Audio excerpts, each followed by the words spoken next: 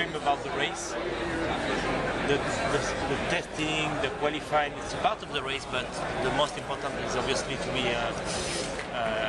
into turn one for the first lap and then to fight for the race.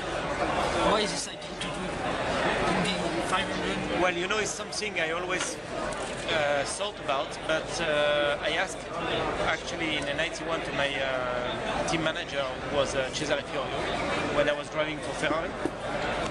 He said big no, for many reasons. At the time I had to be focused for Formula 1, and I was also not able to be free more than 1 month because Indianapolis is really a full month.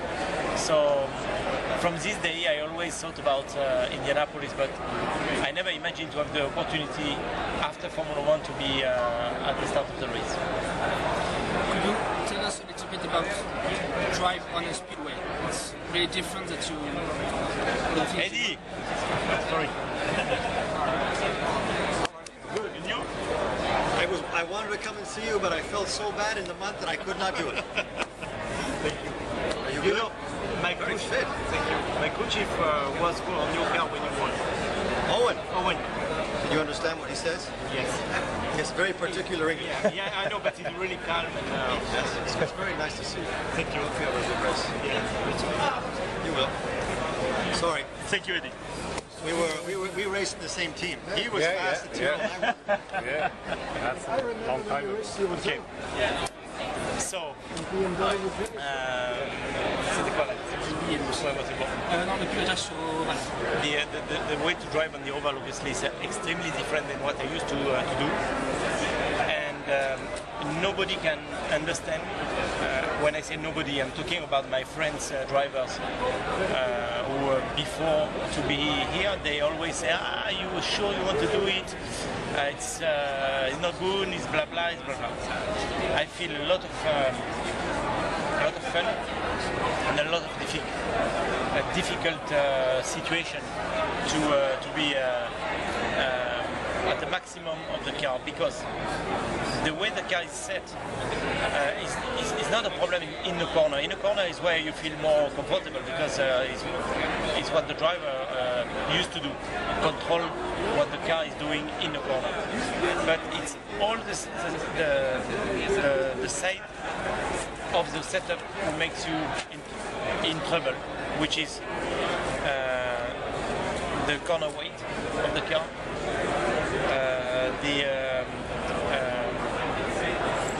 different in terms of wheelbase in between one side to the other one, so the car is a little bit twist on the straight, and when you go straight, actually you feel the car a little bit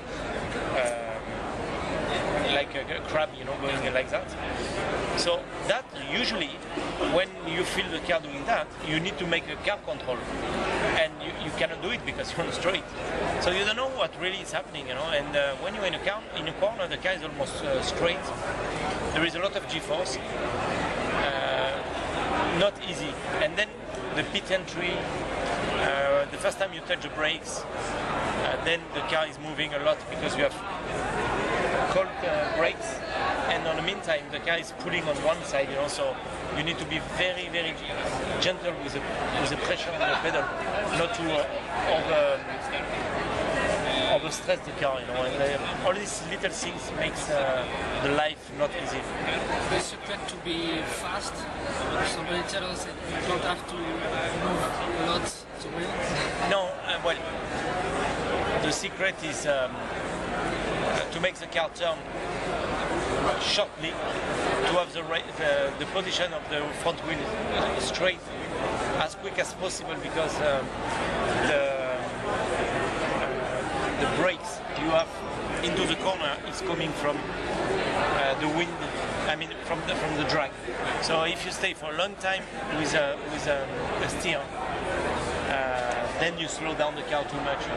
That is the secret. And actually, my driving style on this respect is really useful, because I don't like what they call the pushing car.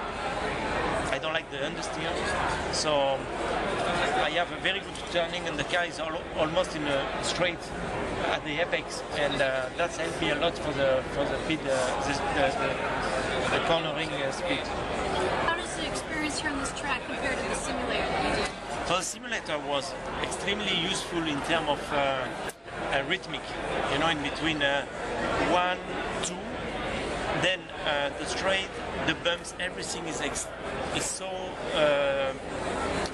perfect.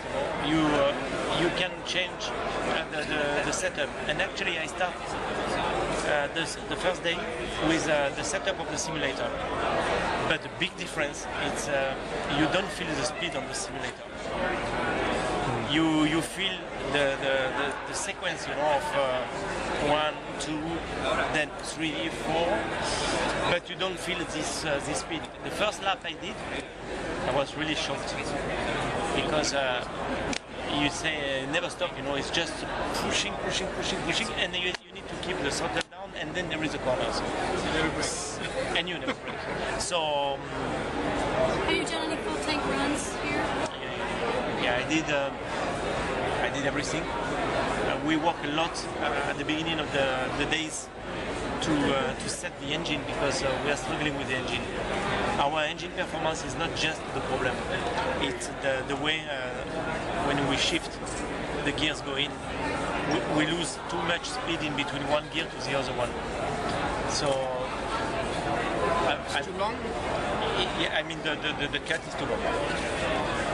We are working to improve the timing in between one gear to the other one.